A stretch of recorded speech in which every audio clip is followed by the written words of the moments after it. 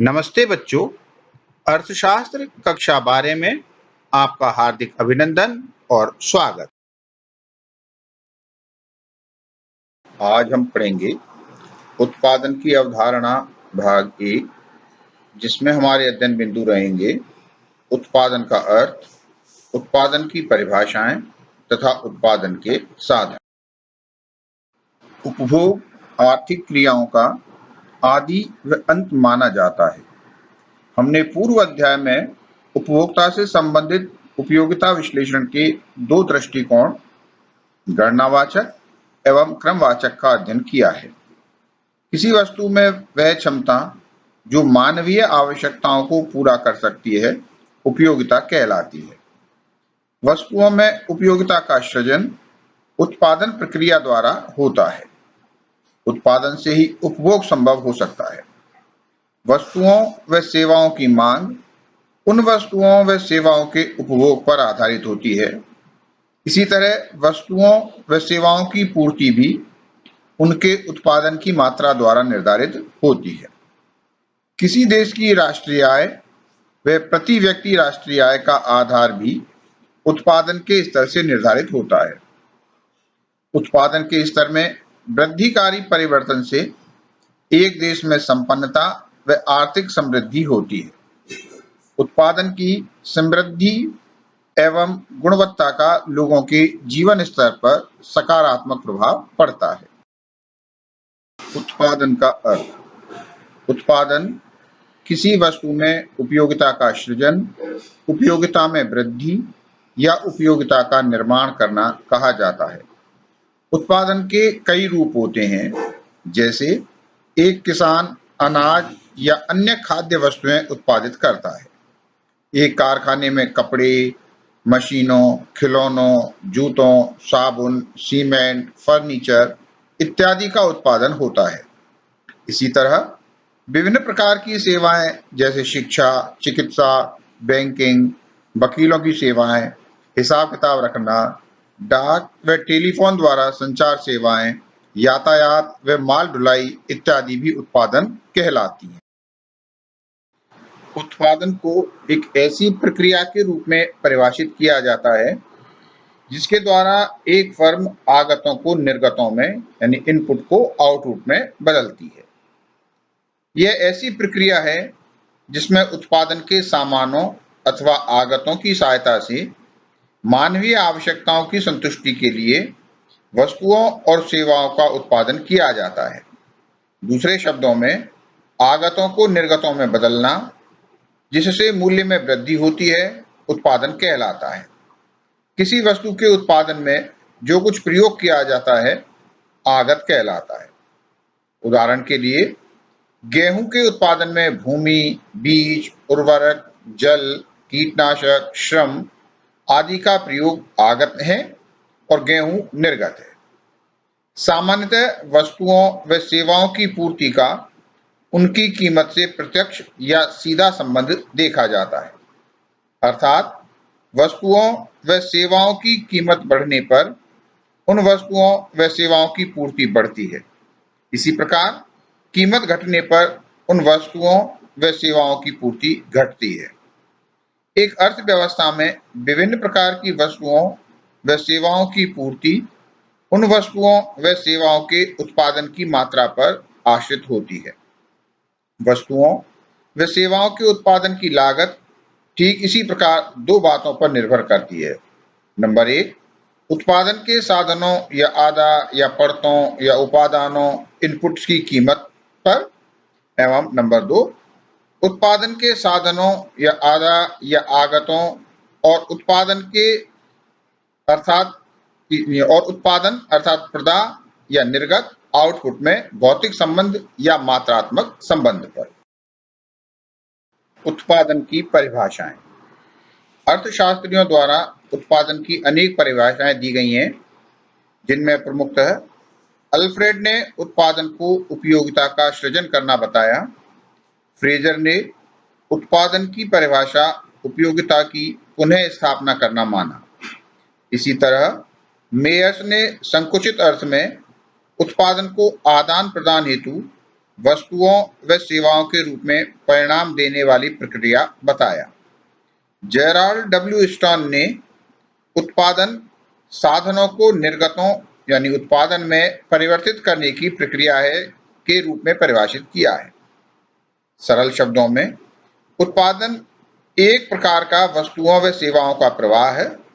उत्पादन एक विशेष प्रक्रिया है। उत्पादन प्रक्रिया के द्वारा किसी वस्तु या सेवा में मानवीय आवश्यकताओं को संतुष्ट करने की क्षमता में वृद्धि या क्षमता का सृजन या निर्माण करना होता है। उत्पादन के साधन। एक उत्पादक को किसी वस्तु या सेवा के उत्पादन के लिए कुछ वस्तुओं या सेवाओं की आवश्यकता होती है। इन्हें हम उत्पादन के साधन कहते हैं। आधुनिक उत्पादन प्रक्रिया में उत्पत्ति के 5 साधनों को सम्मिलित किया जाता है। नंबर 1 भूमि व प्राकृतिक संसाधन, नंबर 2 श्रम, नंबर 3 पूंजी, नंबर 4 संगठन, तकनीक प्रबंधन तथा नियंत्रण और नंबर 5 साहस या उद्यमशीलता। भूमि व प्राकृतिक संसाधन, लैंड एंड नेचुरल रिसोर्सेज। भूमि को प्रकृति का उपहार माना जाता है। भूमि में कृपणता का गुण पाया जाता है, अर्थात भूमि की मात्रा सीमित होती है। अर्थशास्त्र में भूमि का अभिप्राय संकुचित न होकर व्यापक दृष्टिकोण पर आधारित है। संकुचित अर्थ में भूमि का अभिप्राय केवल धरती से किया जाता है, किंतु अर्थशास्त्र में भूमि का अभिप्राय केवल धरती से ही नहीं होता, बल्कि प्रकृति के द्वारा प्रदत्त सभी निःशुल्क उपहार जो पृथ्वी के धरातल पर तथा उसके गर्भ में पाए जाते हैं, भूमि की परिभाषा में सम्मिलित किए जाते हैं। खनिज, वन, नदी, पर्वत आदि अर्थशास्त्र के दृष्टिकोण से भूमि के अंग हैं। भूमि की उर्वरा शक्ति में भिन्नता भी पाई जाती है। उत्पादन का दूसरा साधन है श्रम, लेबर। श्रम से अभिप्राय धन या मुद्रा के बदले में किया जाने वाला शारीरिक या मानसिक उत्पादक कार्य। परंपरावादी आर्थिक विचारों के अनुसार श्रम उत्पादन का एक मूल साधन है। श्रम को उत्पादन का सक्रिय साधन माना जाता है। श्रम अन्य साधनों पूंजी, भूमि, प्रबंधन व तकनीक इत्यादि को उत्पादन की प्रक्रिया में सक्रिय करता है। श्रम की पूर्ति मात्रात्मक व गुणात्मक दोनों प्रकार की होती है। आज विश्व में पूंजी, प्रबंधन व तकनीक तथा साहस या उद्यमशीलता का बहुत महत्व है। फिर भी उत्पादन कार्यों हेतु श्रम के महत्व में कमी नहीं आई है। श्रमिक उत्पादक और उपभोक्ता दोनों ही होता है। मजदूर, स्वर्णकार, डॉक्टर, प्रवक्ता, इंजीनियर आदि के कार्य श्रम कहलाते हैं। केवल मनोरंजन की दृष्टि से किए गए श्रम को अर्थशास्त्र में श्रम नहीं कहा जाएगा। उत्पादन का तीसरा साधन है पूंजी, कैपिटल। पूंजी को उत्पादन का तीसरा महत्वपूर्ण साधन बताया जाता है। पूंजी का संकुचित अर्थ में नगद वित्त के रूप में प्रयोग होता था। आज पूंजी का आशय विभिन्न प्रकार की मशीनों, यंत्रों इत्यादि से है। धन का वह भाग जो भूमि को छोड़कर उत्पादन और अधिक करने में काम आए, पूंजी कहलाता है। कुछ अर्थशास्त्रियों ने पूंजी को संचित श्रम भी कहा है। औजार, मशीन, नगद रुपया, यातायात के साधन आदि पूंजी हो सकते हैं। उत्पादन का चौथा साधन है संगठन, ऑर्गेनाइजेशन। इसमें टेक्निक, मैनेजमेंट एंड कंट्रोल, तकनीक, प्रबंधन तथा नियंत्रण। उत्पादन का एक और महत्वपूर्ण साधन संगठन होता है। संगठन द्वारा प्रबंधन व तकनीक की सहायता से उत्पादन किया जाता है। आज उत्पादन के बड़े पैमाने पर संगठन विशेषज्ञों द्वारा किया जाता है। प्रबंधकीय पक्ष प्रबंधकों द्वारा व तकनीकी पक्ष का संगठन तकनीकी विशेषज्ञों द्वारा किया जाता है। तकनीकी विशेषज्ञों के द्वारा उत्पादन की विभिन्न वैकल्पिक तकनीकों में चुनाव किया जाता है और उसे उत्पादन प्रक्रिया में प्रयुक्त किया जाता है। इसी प्रकार प्रबंधकीय विशेषज्ञों द्वारा विभिन्न प्रकार के संगठन जैसे वैयक्तिक स्वामित्व, साझेदारी निगम में चयन कर अनुकूलतम संगठन संरचना को अपनाया जाता है। प्रबंधन व तकनीक के द्वारा उत्पादन बढ़ाया जाता है। उत्पादन का एक और साधन है साहस या उद्यमशीलता, एंटरप्रेन्योरशिप। साहस या उद्यमशीलता उत्पादन का पांचवा महत्वपूर्ण साधन होता है। उत्पादन में विभिन्न प्रकार की जोखिमें व अनिश्चितता वहन करनी पड़ती है।